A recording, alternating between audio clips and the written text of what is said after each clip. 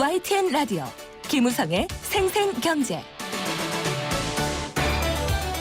안녕하십니까. YTN 라디오 김우성 PD입니다. 오늘 국방부를 비롯한 안보 관련 당국과 국제사회가 북한 미사일 도발 여부를 예의주시하고 있습니다. 무모하고 환영받지 못할 도발, 제발 하지 말았으면 하는 마음 모두 같으실 텐데요. 이렇게 군사적 지리적 긴장이 고조되면 경제적으로도 악영향을 받습니다. 이른바 지정학적 리스크입니다. 교과서에서도 배웠던 지정학적 특성, 국토와 지리의 특성이 나쁜 쪽보다는 좋은 쪽으로 이야기되는 날 기다려봅니다. 오늘 우리 국토와 관련된 주무부처죠. 국토교통부 김경환 제1차관 연결해서 국토부 현안에 대한 입장 생생 인터뷰에서 준비하고 있습니다. 2016년 1월 28일 목요일 김우성의 생생경제 지금 시작합니다.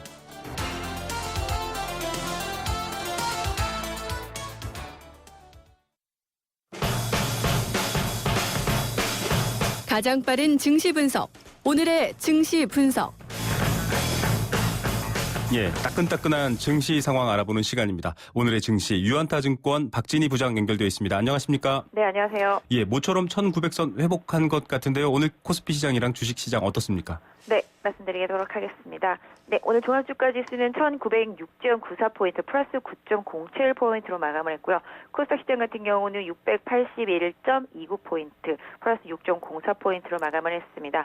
오늘 모처럼 외국인들이 많이 매도를 하다가 매도를 좀 줄이면서 마감을 한 모습이고요. 코스닥 시장에서는 외국인들의 매도세가 좀 강하게 유입이 되면서 장 초반 이후에 종목들이 좀 살아나는 양상을 보였습니다. 기관은 코스닥에서 계속 매도를 하면서 거래소 쪽으로 이동하는 모습이 나타났는데요. 그러다 보니까 낙폭과대주들을 중심으로 해서 기관 선호 중대형 종목들이 오늘 좀 강하게 시장을 좀 이끈 모습을 보였습니다. 예, 그간 보면 해외 증시와 국내 증시가 좀 나란히 함께 간다 이런 느낌이었는데 오늘은 해외 증시랑은 별개로 또 우리 증시가 좀 좋은 모습을 보인 것 같아요. 특별한 차이 같은 게 있을까요? 네, 말씀하신 대로 그런 현상이 어제부터 좀 나타나기 시작하더라고요. 네. 어제도 중국이 장중에 급락을 하는데도 불구하고 크게 연동을 안 하는 그런 모습을 보였었고요. 어제 미국 시장 같은 경우도 애플이라든지 보잉의 실적 부진으로 인해서 급락을 했는데도 불구하고 오늘 우리 시장 견조한 모습을 보였습니다. 가장 크게 영향을 받고 있다라면 아마 유가가 아닐까 싶습니다. 유가가 어제하고 오늘 계속적으로 이렇게 떨어지지 않고 잘 버텨주는 모습이 나오면서 유가의 안정세가 전반적으로 유가에 연동을 하는 그런 종목들이 전체적인 지배를 하는 거래소 시장의 경우이기 때문에 이런 흐름들이 영향을 받으면서 해당 종목들이 강하게 올라오면서 오히려 해외 시장 대비해서 좀 강한 모습을 보일 수 있지 않았나 싶습니다. 예, 우리 증시가 좀 건강한 것으로 봐야 된다 이런 평을 하시는 분들도 있는데요. 미국의 FOMC 드디어 금리를 동결했습니다. 스스로도 좀 성급했다라는 이런 얘기들도 나왔는데요. 증시에서는 이 미국 기준금리 동결 어떻게 반응하고 있습니까? 네, 일단 미국의 기준금리 동결은 다들 좀 예상한 상황이었습니다. 그동안 전체적으로 신흥국 증시가 좋지 못했고요. 중국 시장도 급락하면서 미국에 좀 부담을 뒀었는데요. 이런 부분들로 인해서 미국이 이번에 금리를 동결할 것으로 좀 예상을 했었습니다. 다만 이제 금리 동결 이후에 앞으로의 이제 코멘트에 대한 좀 비둘기파적인 그런 부분들을 많이 기대했었는데 별 크게 멘트가 없이 끝났기 때문에 그런 실망감도 일정 부분 좀 있었습니다만은 기본적으로 미국 시장 같은 경우도 금리를 좀 쉽사리 빠르게 올릴 수 없다라는 인식은 대부분 또 하고 있다라고 보여지고 있습니다. 거기에다가 일본 시장에서의 이제 양적 완화라는 부분, 그다음에 또 3월에 유럽에서도 통화 정책이 변할 수 있다라는 부분, 이런 부분들과 함께 중국 시장에서도 계속적으로 돈을 풀고 있기 때문에 미국을 제외한 다른 나라들의 이제 양적 완화 이런 부분들을 기반으로 했을 때 어느 정도 유가만 잘 급락하지 않고 버텨준다라면은 시장이 어느 정도 좀 회복할 수 있는 그런 기회를 좀 마련할 것으로 보여지고 있기 때문에 미국 시장에서의 금리 동결은 어느 정도 좀 인정했던 그런 부분들, 또 미국의 하락이 그 부분보다는 오히려 좀 실적에 기인했다라는 부분, 이런 부분들이 우리 시장으로 돌아온다라면은 상대적으로 낙폭이 크고 저평가되어 있는 기업들이 상당히 많이 포진해 있는 거래소 시장의 저점 매수세를 불러일으키면서 시장이 어느 정도 좀 안정화를 찾게 하는 가장 큰 요인으로 작용하고 있지 않나 싶습니다. 예. 끝으로 롯데호텔, 호텔 롯데가 상장을 앞두고 있어요. 이것과 관련해서는 좀 나오는 소식들이 있습니까? 기본적으로 계속 얘기는 나오고 있습니다. 롯데호텔도 따진다면 롯데호텔도 어떤 면에서 본다면 지금 이제 면세점이라고 좀 보시면 될 것 같은데요. 네. 일단 면세점 관련 주식들이 지금 거래소 시장에서 상당히 좀 좋지 못한 흐름을 보이고 있고 경쟁 과다 상태를 보이고 있는데요. 롯데그룹이 계속적으로 이제 롯데호텔을 상장하면서 지배구조와 관련된 흐름을 계속적으로 개선시키려고 하는 시장과의 좀 약속 이런 부분들을 좀 실행하고 있는데요. 이런 부분들이 향후에 또 롯데호텔이 들어왔을 때 수급적으로는 일정 부분 좀 시장에 좀 압박감이 될 수도 있겠습니다만은 롯데호텔이 지금 뭐 상장하는 부분과 관련해서 시장이 크게 좀 영향을 많이 준다거나 이런 부분은 없습니다만은 롯데그룹 자체에서는 지배구조적으로는 꼭 필요한 부분이기 때문에 이런 부분들이 계속적으로 좀 시도가 될 것으로 보여지고 있고요. 네. 오늘 삼성그룹도 보시다시피 삼성생명이 금융지주회사 쪽으로 나선다라는 그런 뉴스가 나오면서 삼성그룹주와 관련되어 있는 금융 관련 삼성카드라든지 삼성증권도 급등하는 모습을 보였듯이 각 기업들이 이런 지배구조에 있어서 계속적인 개편 작업은 계속 이어질 것으로 보여지고 있습니다. 예, 롯데호텔 상장이 주식시장이 조금 활력이 됐으면 좋겠다 이런 기대도 가져보고요. 오늘 말씀 여기까지만 듣겠습니다. 감사합니다. 네, 감사합니다. 네, 유한타증권 설릉역 지점의 박진희 부장이었습니다.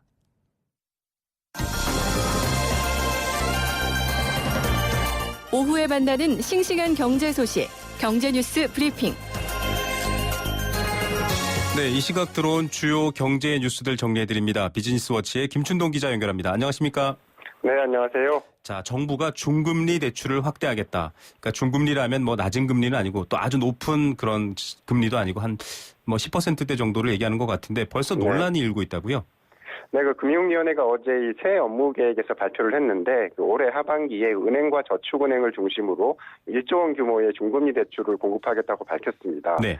지금은 이 대출 금리 구조가 양극단으로 갈라져 있는데요. 네. 은행에서 대출을 받지 못하면 곧바로 연 20, 30%대의 고금리 대출을 받을 수밖에 없는 구조입니다. 네네. 그러니까 앞으로는 이 4에서 7등급의 중신용자들이 10%대로 이 금리로 돈을 빌릴 수 있는 창구를 확대하겠다는 건데 그 은행들은 좀 벌써 좀 걱정이 크다고 합니다. 네.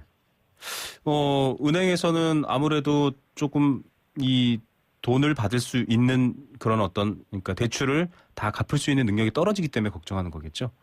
네, 맞습니다. 그 낮은 금리랑 고금리는에 비해서 이 중금리 대출 시장은 아직 좀 성숙이 덜 된 상태입니다. 네. 연체 데이터를 빌렸을 때 통계가 별로 없는데요.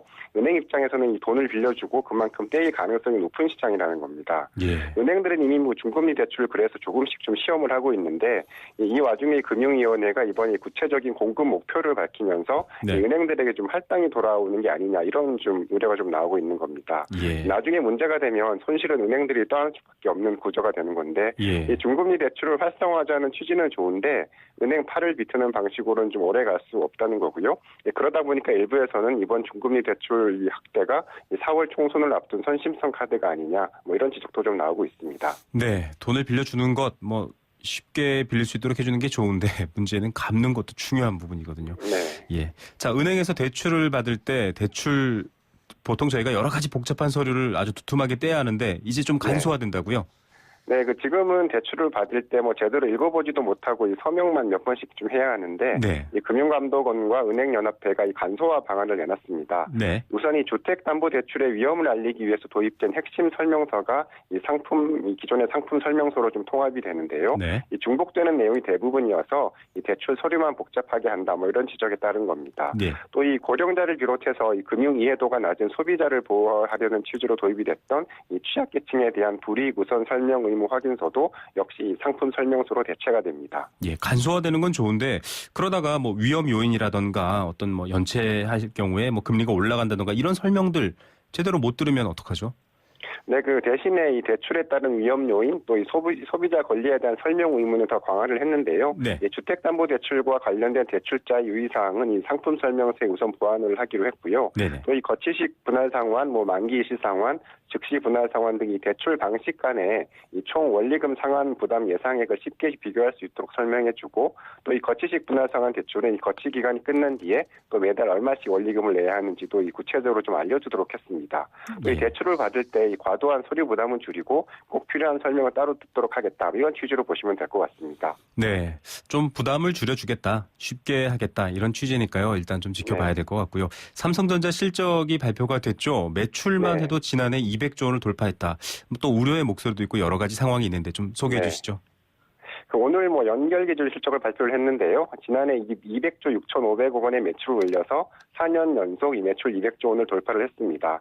2014년보다 매출이 조금 줄긴 했는데 글로벌 IT 시장의 수요 둔화 등을 감안하면 나름대로 선방했다는 평가를 받고 있습니다. 그 영업이익은 26조 4,100억 원을 기록해서 전년보다 5.5%가 늘었고요. 작년 4분기만 떼놓고 보면 이 TV와 가전 부문은 크게 선전면에 반도체와 디스플레이, 스마트폰 부문은 좀 부진한 것으로 나타났습니다. 예, 경쟁자가 중국에서 계속 늘어나고 있어서 안심할 수 없는데 그럼에도 불구하고 또 삼성전자의 현금 보유량이 늘고 있다는 소식도 있네요.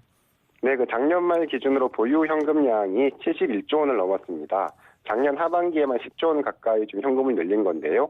이 현금 보유량에서 차입금을 뺀 이 순현금 규모도 계속 늘고 있는데 작년 말 순현금 규모는 58조 6,600억 원을 기록해서 1년 전보다 4조 2,600억 원이 늘었습니다. 삼성전자는 오늘 그 배당 계획도 발표를 했는데요. 보통주 한 주당 2만 원, 우선주는 2만 50원의 현금 배당을 결정을 했는데 이 배당금 총액이 2조 9,198억 원에 달했습니다. 예, 가늠이 안 되는 돈 액수입니다. 네. 자, 정태춘이라는 가수의 노래 중에 떠나는 자들의 서울 이런 노래가 있는데 문득 그런 느낌이 드는데 서울을 떠나는 이들이 해가 갈수록 늘고 있다. 이 내용 좀 알려주시죠. 네, 그 통계청의 자료인데 지난해 서울을 떠난 인구가 모두 172만 7천 명으로 집계가 됐습니다. 2014년과 비교를 하면 6만 5천 명이 늘어난 건데요.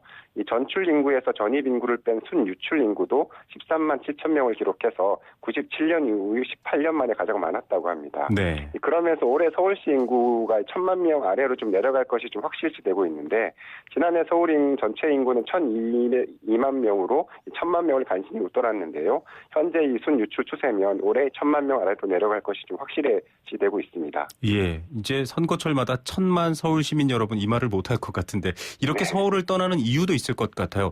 전세난이나 부동산 문제일까요? 네, 아무래도 그게 좀 가장 큰데요. 사실 관련 통계가 작성된 이 90년 이후에 줄곧 서울은 전입 인구보다 전출 인구가 많았다고 합니다. 네. 다만 서울을 떠나는 이유가 좀 과거와는 조금 달라지고 있는데 예전에는 이 서울 주변에 신도시가 만들어지면서 좀 이주를 하는 경우가 많았고요. 반면에는 최근에는 이 말씀하신 대로 서울의 치솟는 전세값을 견디지 못해서 이 집값이 싼 수도권 주변으로 떠나는 경우가 많아지고 있다고 합니다. 네. 실제로 이 서울 전출자의 60% 이상은 이 경기도로 빠져나간 것으로 그렇게 조사가 됐습니다. 예. 저도 경기도에 살고 있는데요. 출퇴근을 하면서 조금 싼 집을 찾는 것, 어떻게 봐야 될지 좀 기다려야 될 것 같습니다. 로또 판매량이 11년 만에 최고치다. 그만큼 사람들이 좀 기대가 많아진 건가요? 아니면 어려워진 건가요? 네, 기획재정부의 복권위원회 자료를 보니까 지난해 로또 판매액이 3조 2,571억 원으로 전년보다 6.8%가 늘었습니다. 네. 2011년 이후에 4년 만에 이 판매액 증가폭이 가장 컸고요. 판매 금액 기준으로는 2004년 이후에 11년 만에 가장 많았습니다. 2002년에 이 로또가 출시가 됐는데 2003년에서 4년까지 좀 연간 판매액이 3조 원을 넘기면서 좀 인기를 끌었고요. 그러다가 좀 열기가 다소 식거나 싶더니 2008년부터 꾸준히 판매액이 늘기 시작해서 2014년에 다시 3조 원을 넘어섰고 작년에는 더 늘어난 겁니다. 자, 이 로또 판매량이 이렇게 계속 증가하고 있다라는 거 경기가 좋으면 사람들이 일확천금을 꿈꾸지는 않을 것 같아요. 그만큼 좀 경기가 안 좋은 것에 대한 시그널 이렇게 볼 수 있을까요? 네, 맞습니다. 일반적으로 이 경기 침체기에는 일확천금을 꿈꾸면서 복권을 사는 사람이 늘어나는 경향이 있다고 합니다. 네. 이 경기 불안에 따른 심리적 불안을 술, 담배로 잊으려는 것과 비슷한데 이 때문에 복권은 술, 담배와 함께 이 대표적인 불황형 상품으로 좀 꼽힙니다. 네. 정부는 약간 다른 해석을 내놓고 있는데요. 로또 판매점이 늘면서 판매액도 늘었다는 건데 정부는 작년부터 2017년까지 3년간 이 로또 판매점을 2,000곳으로 확충한다는 방안을 추진 중인데요.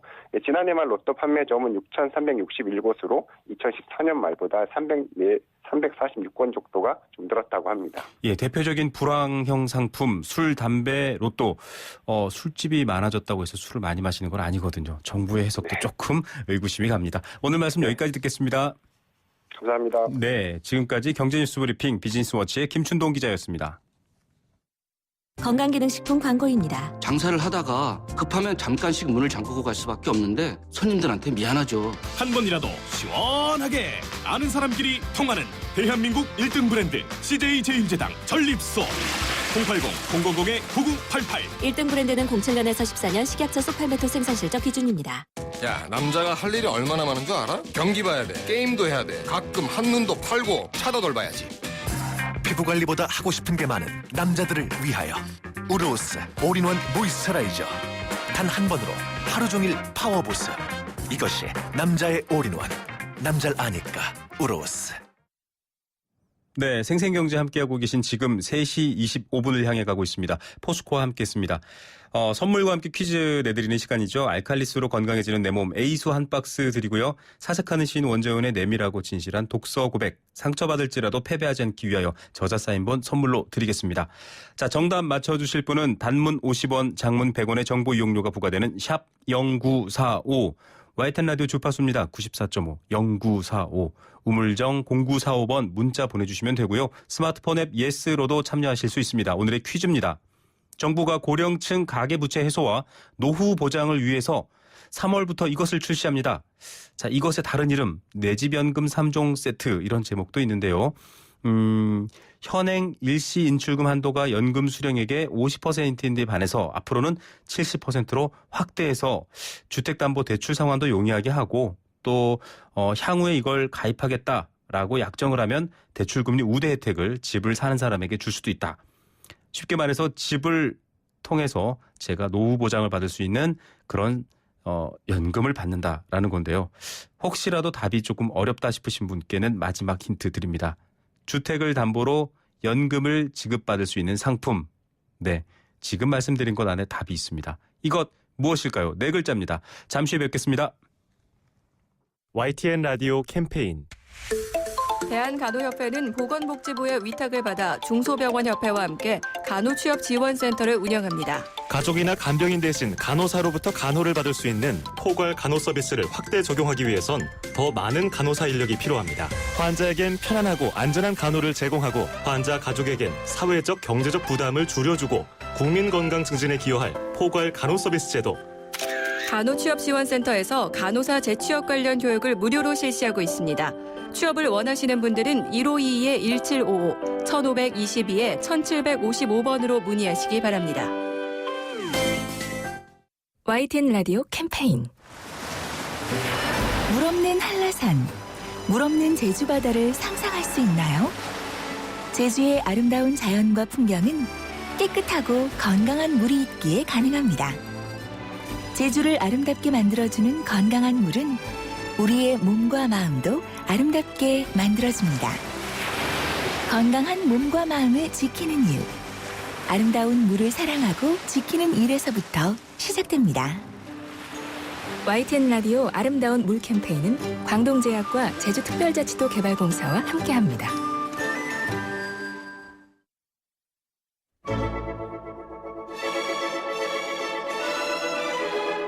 삶을 위한 생생한 라디오 경제. YTN FM 김우성의 생생경제. 네, 생생경제 2부 시작했습니다. 생생 인터뷰 시작합니다. 자, 한파에 오히려 진땀을 흘려야 했던 그런 일 여러분 기억나시죠? 제주공항에 수만 명의 항공객들의 발이 묶이면서 좀 어려운 점이 있었습니다. 정부 기관이 대처를 제대로 했느냐, 공항은 또 제대로 대처를 했느냐 이런 비판들이 쏟아지고 있는 지금 좀 뜨거운 현안인데요. 이것을 더불어서 또 여러 가지 업무 보고에 관련된 내용까지 국토부 이야기 알아보겠습니다. 김경환 국토교통부 1차관 연결돼 있습니다. 차관님 안녕하세요. 네, 안녕하십니까? 예, 또 1차관님이셔서 사실 주무 업무는 아니지만 저희가 현안인 만큼 먼저 좀 여쭙겠습니다. 예. 지금 제주공항 때문에 사실 논란이 많이 있고 여러 사람들이 또 피해에 대한 호소를 많이 했는데요. 이 문제는 제주공항 폭설과 같은 유사한 일이 생겼을 때에 대비한 매뉴얼 자체가 아직 없다. 이런 비판이 있거든요. 혹시 국토부에서는 어떤 대책과 또 어떤 입장 갖고 계십니까? 네, 먼저 32년 만에 기록적인 폭설과 강풍으로 인해서 제주공항의 항공기 운행이 4월간 중단되는 이런 초유 사태가 발생했고 이로 인해서 큰 불편을 겪으신 여러분들께 위로의 말씀을 드립니다. 정부가 이러한 예기치 못한 기상 상황에 대처해서 일단 수습을 하기 위해서 기상이 호전되는 대로 추가 임시편도 투입하고 정기편과 함께 최대한 승객 수송을 하고 네. 그래서 이제 1월 27일부터는 이제 사실상 발이 묶인 승객 문제는 해소가 된 것으로 보입니다. 그러나 이 대처 과정에서 특히 일부 저비용 항공사들이 승객에 대한 안내가 부족했고 대기 승객을 처리하는 것이 미숙해서 또 불편이 더 심해진 것 이런 문제점들을 향후에 보완해 나가고 지적하신 대로 이런 매뉴얼들이 현장에서 작동할 수 있도록 좀 더 세밀히 점검하고 종합적인 대책을 마련하겠다는 말씀을 드립니다. 예. 방금 이제 말씀해 주셨는데 지금 저가항공사들 굉장히 많이 늘어나고 또 여행 활성화라던가 여러 가지 교통 부분에 있어서의 많은 도움을 주고 있지만 그렇습니다. 일단 사고 같은 것들이 많이 일어나고요. 이번 제주공항 사태도 사실 저가항공사들의 대처라든지 관리 미숙에 대해서 기인한 것들이 많거든요. 이것에 대한 대책이랄까 방향 어떻게 잡고 계십니까? 예. 그래서 최근에 이런 일련의 일부 저비용 항공사들 관련 안전 사고가 있었는데 지금까지 저에게 조사한 바에 따르면은 조종사나 정비사가 기본적인 안전 절차를 제대로 지키지 않은 것이 중요한 원인으로 보입니다. 그래서 네. 이것은 인적 과실이면서 안전 문화가 제대로 정착되어 있지 않은 탓이라고 생각을 합니다. 네.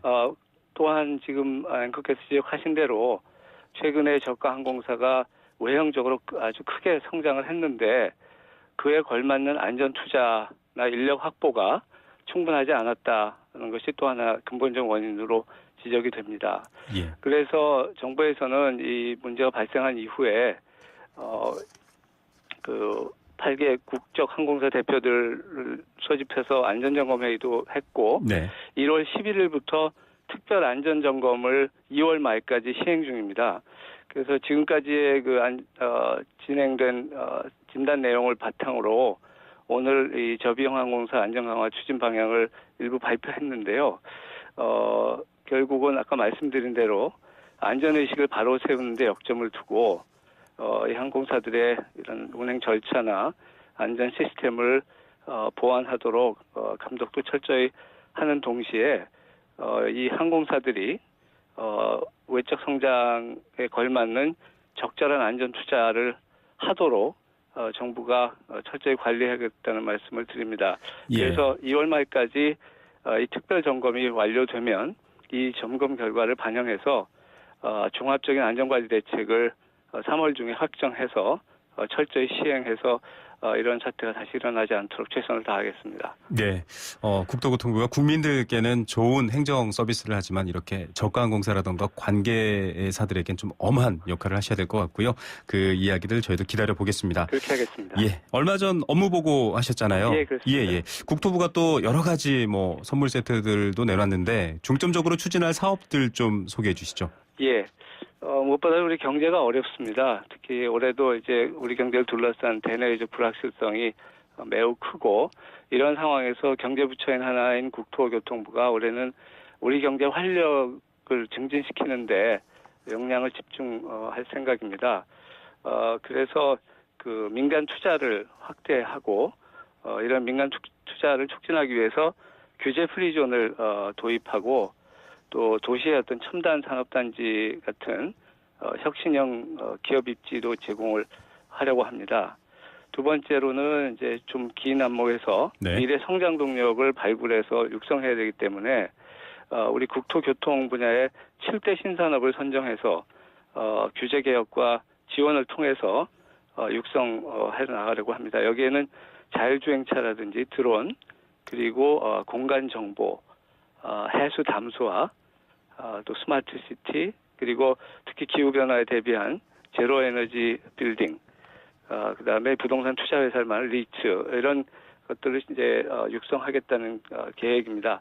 네. 그렇지만 이러한 그 경제 활력 증진과 아울러서 국토교통부의 변함없는 중요한 업무인 주거 안정 강화, 서민 중산층의 주거 안정을 한층 더 강화하기 위한 노력은 계속하겠습니다. 네. 그래서 무주택 서민들에 대해서 공공임대주택을 계속 공급하고 주거급여를 확충하고 또 저리의 주택 구입자금과 전세자금을 지원해서 모두 113만 무주택 서민 가구에 지원을 할 예정입니다. 특히 네. 행복주택 이제 올해는 입주자 모집이 만 호 이상으로 늘어나고 대상 지역도 대폭 확대됩니다. 그리고 뉴스테이 공급도 작년보다 2배로 늘려서 이런 그 가시적인 효과가 앞당겨질 수 있도록 최선의 노력을 다하려고 합니다. 예. 뭐 여러 가지 계획들을 또 많이 짜고 발표하고 계신데 방금 말씀하신 이 중산층을 위한 임대주택 뉴스테이 네. 작년에 비해서 이제 늘려 공급하겠다 얘기를 했고 또 1월 14일 뉴스테이 공급 촉진지구 1차 후보지 발표가 됐거든요. 예. 이 내용에 대해서 조금 더 상세하게 한번 소개를 해주셔야 될 것 같아요. 공급 촉진지구가 어디고 또 어떻게 선정되는지 네. 또 앞으로도 얼마나 더 확대하거나 변화해 나갈지 이런 얘기 좀 알려주시죠. 예. 기업형 임대 공급 촉진 지구라는 것은 그 지구 면적의 절반 이상을 기업형 임대주택으로 공급하는 지구를 말합니다. 네. 그래서 이 지구로 지정이 되면은 국토 계획과 이용에 관한 법률에서 허용하는 최대한의 용적률, 다시 말해서 바닥 면적에 대비해서 건물 면적을 얼마나 쌓을 수 있느냐 이 비율이 되겠습니다. 이 용적률을 최대한 허용을 하고 그다음에 판매시설이나 업무시설을 주거시설과 같이 복합 개발할 수 있게 됩니다. 무엇보다도 사업 승인 절차가 간소화되기 때문에 사업 추진이 원활해질 것으로 기대됩니다. 그래서 이러한 그 촉진지구를 지정함으로써 네. 부지를 적극적으로 발굴하려고 하는데 지난번에 1월 14일 연도 업무 보고에서 8개 지구 13,000호의 부지를 일단 선도 사업으로 발표한 바가 있습니다. 네네.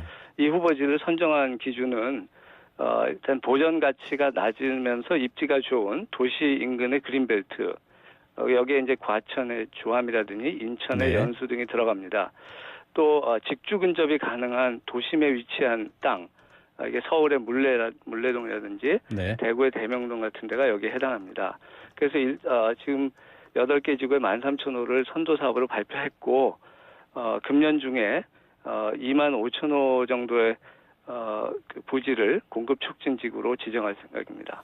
예, 뭐 장관까지 나서서 뉴스테이 공급 촉진 지구 사업 앞당겨 달라 이렇게 해서 좀 활성화를 지금 시도하고 계신데 그린벨트까지 해제하면서 뉴스테이를 공급할 경우에 난개발이 있을 수 있지 않느냐. 그러니까 이제 뉴스테이 사업을 확대하는 것은 좋은데 네. 오히려 또 부동산이라든가 국토 개발에 어떤 난맥상을 주진 않나 하는 우려들도 있고요.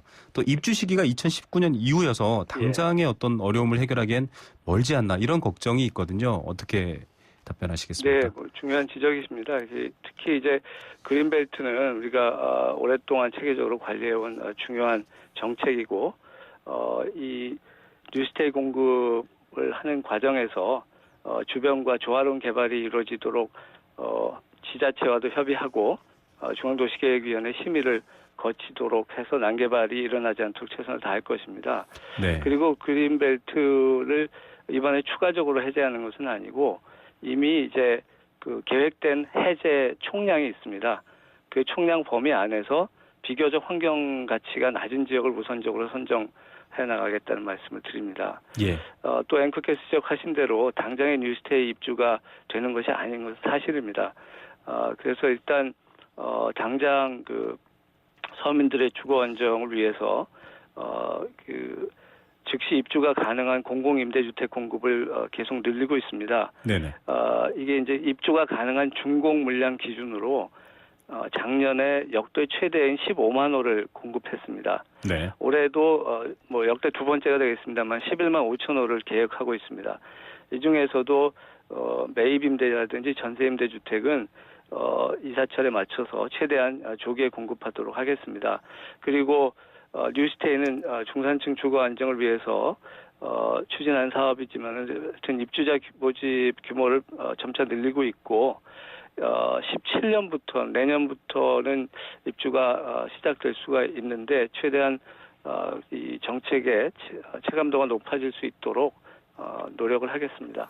예, 지금 뭐 서울도 재개발이라던가 이런 것들을 앞두고 이제 전세 수요가 폭증할 것이다 이런 전망도 있고 앞서 저희가 뉴스에서 소개했었지만 서울을 지금 집값 문제 때문에 떠나는 분들도 많거든요. 이분들께 조금 빠른 도움이 되도록 또 저희가 청취자를 대신해서 좀 당부 말씀드리고요.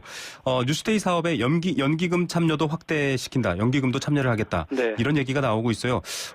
이런 경우에는 참여가 필요한 이유에 대한 부분도 좀 청취자들이 이해를 못하는 부분이 있고요. 또 예. 어느 연기금이 어떤 정도 규모로 참여할지도 궁금하거든요. 예, 뉴스테이 사업의 특징은 8년 이상 안정적으로 거주할 수 있는 중산층 임대 주택이라는 점입니다. 네. 이렇게 장기적으로 자금을 묶여 있기 때문에 지금 초기에는 이제 건설사들이 주도적 역할을 하고 있지만은 이런 그 사업 기간이 길기 때문에 재무적인 투자자들의 참여가 굉장히 중요합니다. 특히 장기적 안목에서 자금을 운용할 수 있는 연기금이 그래서 중요하다고 생각합니다. 네. 사실은 이미 보험사라든지 은행들이 이제 일부 금융기관들이 뉴스테이에 투자를 하고 있습니다. 그래서 어느 정도는 사업에 따라서 사업성과 안정성이 검증된 상태라고 생각을 하고, 네네. 그래서 연기금들이 선별적으로 그 자기들의 투자 목적에 맞는 것들을 선택해서 투자를 하면 그 안정적인 자금 조달도 되고, 네. 또 정부로서는 귀중한 주택도시기금 재원을 더 많이 서민 주거 안정 사업에 지원할 수 있게 되기 때문에 연기금에 참여를 원하고 있습니다. 네. 아직까지 구체적으로 어느 연기금에 참여하기로 한 것은 아닌데, 네네. 여러 그 연기금과 지금 이 공동 투자 협약을 체결 2월 달에 할 수 있도록 협의를 하고 있습니다. 네. 자, 이렇게 연기금이 참여할 경우에 뭐 완전히 복지성은 아니고 어느 정도 수익도 고려하셔야 되지 않을까요? 예. 그러면 좀 월세나 보증금이 조금 낮게 책정할 수는 없지 않나 이런 우려도 있거든요. 예. 근데 이제 그런 생각하실 수도 있는데요. 지금 이제 어차피 투자자 입장에서는 연기금이 다른 데 투자했을 때 정도의 수익률과 안정성이 보장되느냐가 문제가 아니겠습니까? 그래서 네. 그 사업별로 그 선택해서 투자를 할 것으로 기대를 하고 있습니다. 그리고 과도한 임대료 인상을 차단하는 장치는 네. 이 그 연 임대료 상승이 5%로 제한이 돼 있고, 특별히 정부가 기금을 출자하는 경우에는 나중에 추가 수익이 발생했을 때 일부를 환수할 수 있는 장치를 두고 있기 때문에 과도한 임대료 인상이 없도록 최대한 관리를 하겠습니다. 예, 아무래도 주거 안정이라는 본래 목표에 잘 맞도록 관리를 하셔야 될 것 같고요. 예, 이제 설 명절 다가오는데 뭐 건설 근로자 임금체불 대책 포함해서 건설 산업 경쟁력 강화를 위한 정책도 추진하고 있다 이렇게 들었거든요. 예, 관련 내용 좀 소개해 주시죠. 예, 그 하도급 대금이라든지 임금체불 문제는 오래전부터 있던 문제입니다. 근데 정부가 이 개선을 위해서 꾸준히 노력해 왔고, 우선 설 명절 전까지 이 체불 대금이 지급될 수 있도록 하기 위해서 실태 점검을 했습니다. 그래서 설 전까지 조속히 지급토록 하고 그렇지 않은 업체에 대해서 행정 조치를 할 예정인데, 이런 그 구조적인 문제를 해결하기 위해서 금년 상반기 중에 공사 대금을 지급했는지를 실시간 확인할 수 있는 온라인 시스템을 구축하게 됩니다. 네. 그리고 상습 체불업자는 명단도 공표하고 입찰의 불이익을 부여하도록 하겠습니다. 고용부랑 협의할 문제이기도 한데 사실 이런 걸 관리할 근로 감독관도 턱없이 부족하다 이런 지적도 있거든요. 네. 근데 이것은 시스템으로 접근해서 무엇보다도 이제 실시간으로 체불이 어디서 발생하고 있는지를 파악해서 대응하는 것이 중요하다고 생각을 합니다. 그래서 지금 말씀하신 문제를 포함해서 이제 시스템을 갖추는데 최선을 다할 것이고, 건설 산업이 지금 내외적으로 어려운 상황에 있습니다.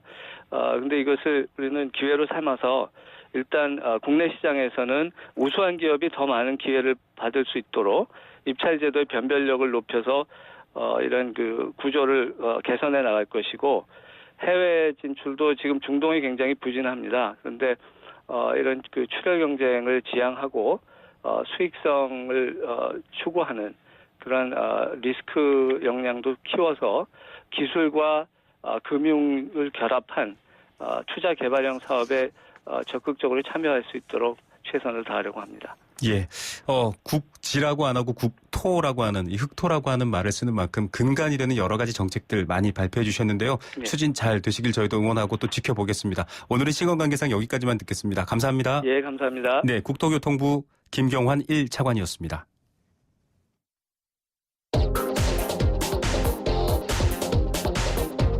세계 경제를 듣는 창, 글로벌 경제 이슈. 네, 글로벌 경제 이슈입니다. 매일경제신문의 박수호 기자 연결돼 있습니다. 안녕하십니까? 네, 안녕하십니까? 자, 미국 금리 전 세계의 관심사예요. 뭐 마치 세계 최고의 스타가 된 것처럼 사람들이 그것만 쳐다보고 있었는데 드디어 동결이 발표가 됐죠. 네, 그렇습니다. 연준은 어제 기준으로 기준금리를 0.25%에서 0.5%로 동결한다고 발표했는데요. 네. 글로벌 경기 둔화로 미국 경제가 어려워질 수 있다는 우려를 반영한 것으로 풀이됩니다. 연준은 성명에서 세계 경제와 금융 상황을 예의주시하고 있다면서 이것이 고용시장과 물가에 미칠 영향을 평가할 것이다 이렇게 발표했는데요. 중국발 악재 그리고 또 저유가 등의 탓으로 경기 둔화 가능성이 있음을 암시한다는 게 전반적인 평가입니다. 예, 오랫동안 제로금리였다가 처음으로 금리를 인상하면서 옐런 의장이 점진적으로 천천히 인상하겠다 이런 말을 하긴 했지만 이 과거 전례를 보면 또 급히 올리기도 했거든요. 어떻게 또 예측될지 궁금한데 상황이 어떻습니까? 예, 그 94년도나 이런 때는 보면 미국 금리를 처음 인상한 이후에 2년간 굉장히 빨리 올렸거든요. 네네. 그런데 지금은 좀 그때와는 상황이 많이 달라졌습니다. 94년, 95년, 96년 이럴 때는 세계 경기가 상당히 좋았거든요. 네. 그런데 지금은 미국이 나홀로 성장을 하고 있고요. 네. 나머지 뭐 중국이나 우리나라만 해도 지금 성장률 둔화에 시달리고 있지 않습니까? 네네. 그래서 미 연준은 향후 금리 인상은 점진적이라는 표현을 썼는데요. 그만큼 신중하다는 입장입니다. 예. 전문가들은 3월 정례 회의에서도 금리 동결 가능성이 좀 더 크다고 전망하고 있습니다. 예, 뭐 미국이 이자를 올리느냐 내리느냐 초유의 관심사인 이유가 아직도 미국 경제의 영향력이 그만큼 크기 때문인데 자 시선을 중국으로 한번 돌려보겠습니다. 중국이 환투기 세력과의 전면전을 시작했다. 조지 소로스 이러면 많은 분들이 또 IMF 떠올리시고 우리와도 뭐 밀접한 관계가 있는데 헤지펀드의 귀재인 조지 소로스를 자본주의 악당으로 지목했다. 이게 어떤 내용이죠? 예, IMF 외환위기 때 말씀하셨는데요. 네네. 당시에도 결국 이제 국제 환투기 세력의 공격 때문에 동남아 국가들이 차례대로 손을 들었던 거고, 그렇죠. 그게 이제 우리나라 경제도 함께 쓰러졌던 경험으로 다가왔는데요. 당시 유명세를 탔던 인물 중 하나가 바로 조지 소로스 펀드 회장이었습니다. 네. 최근 중국 증시가 흔들렸고 인민은행에 긴급 자금을 투입하고 있는 등 여러 조치를 취하더라도 중국 금융시장이 혼란을 겪고 있는데요. 네. 최근 중국 공산당 기관진 인민일보 등에서는 소로스는 자본주의 악당이라고 아예 헤지펀드와의 전쟁을 선포한 상황입니다. 네. 또 한머니가 막 들어올 때는 경기가 좋다가 빠져나갈 때는 또 휘청거리는데 자 궁금한 게 있습니다. 조지 소로스 뭐 모르시는 분들도 있으니까요. 중국이 이렇게 악당이라고 얘기할 만큼 민감하게 반응하는 이유 뭐죠? 네, 과거 전력을 좀 들어보면 될 것 같은데요. 네네. 조지 소로스가 1992년에 영국 파운드화에 투기를 해서 영국 중앙은행을 굴복시켰습니다. 네. 당시에 영국 중앙은행은 환율을 방어하다가 막대한 환차 손을 입고 두 손을 들었는데요. 네. 또 소로스는 1997년에 태국 바트화 또 말레이시아 링기트화를 공격해서 아시아 금융위기를 부른 배후로도 꼽히는 인물입니다. 네네. 그래서 최근 언론과 인터뷰에서도 조지 소로스를 경계하는 목소리가 커졌는데 조지 소로스가 한 이야기가 또 중국을 자극한 것 같은데요. 네네. 조지 소로스는 중국의 경착륙은 사실상 피할 수가 없다. 또 아시아 통화 하락에 베팅했다. 이런 말을 했습니다. 네. 그러니까 위안화와 홍콩 달러를 입에 올리지는 않았지만 그동안의 화려한 전력을 알기 때문에 중국이 예민하게 반응할 수밖에 없었던 겁니다. 예, 소로스의 전략 뭐 이미 알려진 바가 있지만 워낙 큰 돈을 주물러서 중국이 어떻게 나올지 궁금합니다. 이란 소식으로 한번 넘어가 볼게요. 기회의 땅 이란 뭐 이런 광고들도 벌써 등장하고 있는데 경제 제재 풀렸죠? 예, 전 세계 돈이 다 몰리고 있다고요. 예, 지금 뭐 핵무기 개발 의혹과 관련해서 뭐 대이란 경제 제재가 상당히 미국이나 유럽에서 많이 있었는데요. 네. 이런 것들이 최근 다 해제되면서 국제사회에서 이란을 이제 투자처라고 보는 개념이 많이 늘어났습니다. 네. 최근에는 중국과 일본이 이란산 원유를 수입하기도 했고요. 네. 태국에서는 이란과 첫 거래로 쌀 수출을 추진한다는 소식도 드립니다. 이 밖에도 건설 쪽에서도 전 세계 관련 기업들이 뛰어들고 있는데요. 한국건설산업연구원에 따르면 이란 건설 시장 규모는 올해 496억 달러, 그러니까 네. 우리 돈으로 한 60조 원이 되고요. 내년 2017년에는 66조 원, 2018년에는 74조 원으로 계속 커질 것으로 예상하고 있습니다. 예, 뭐 이란에서 대장금 인기가 그렇게 좋다는데 우리에게 좀 좋은 기회가 왔으면 좋겠습니다. 자, 오늘은 여기까지만 듣겠습니다. 네, 감사합니다. 예, 감사합니다. 매일경제신문의 박수호 기자였습니다.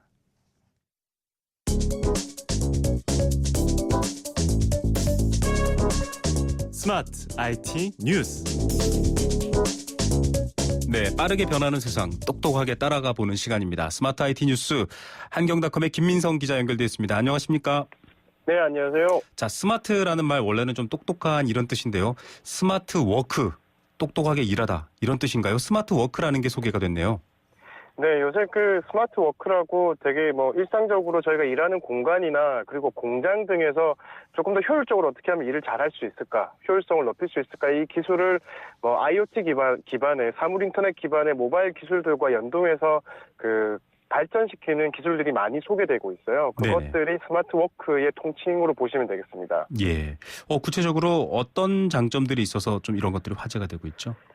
그 스마트 워크 하면 뭐 저희가 사무실을 탈피해서라도 뭐 언제 어디서나 이제 업무를 할 수 있는 그런 환경인데요. 네. 이게 뭐 업무의 효율성이나 기동성 면에서 큰 장점이 있고 또 그래서 기업들이 도입하려고 하는 곳들이 늘고 있습니다. 하지만 이게 시스템을 또 따로 구축해야 되고 운용도 계속 해야 되기 때문에 비용이 만만치는 않거든요. 네네. 그래서 뭐 중소기업 경우에는 부담이 되는 것도 사실입니다. 예, 소규모 공장이나 사업체 같은 데서는 언뜻 이렇게 뭐 운영 시스템을 바꾸기가 어려울 텐데 뭐 요즘 모바일 앱 같은 걸 통해서 뭐 여러 가지 할 수 있잖아요. 회사 업무 같은 것들. 그런 것들이 활용되지는 않습니까? 이게 가능하긴 한데요. 스마트폰은 개인 기기잖아요. 네네. 그래서 이거를 업무에 쓰기에는 프라이버시 문제도 있고 보안 문제가 있기 때문에 네네. 이건 좀 그렇고 요새는 그 인터넷 그 기반 전화들 있잖아요. 인터넷 예, 전화라고 불리는. 070 예, 이런 것들. 그렇죠. 이런 것들을 써서 스마트워크를 구현하는 제품들이 많이 출시되고 있습니다. 네. 그래서 예를 들면 뭐 비즈 스카이프 같은 경우가 그런 건데요. 네. 이게 그 인터넷 전화 기반으로 클라우드 방식으로 이제 비용 부담도 적고 스마트워크를 하는 이런 역할들을 합니다. 그래서 네. 유선 전화도 되고 뭐 PC, 태블릿, 스마트폰 같은 단말기를 다 연동하는 그런 기능을 제공하거든요. 네. 그래서 뭐 일을 하다가 뭐 저희 뭐 MS 오피스 같은 문서 프로그램도 뭐 실시간으로도 공유도 하고 또 뭐 직원들끼리 메신저로도 회의하고 전화 통화가 필요하다 싶으면 이제 바로 회의하다가도 전화를 누르면 통화도 되고 그리고 다자 간의 영상 회의 같은 것들 많이 하잖아요. 이것들도 네. 요새 인터넷 전화 기반으로 구현하는 스마트워크 프로그램들, 상품들이 꽤 늘고 있습니다. 예.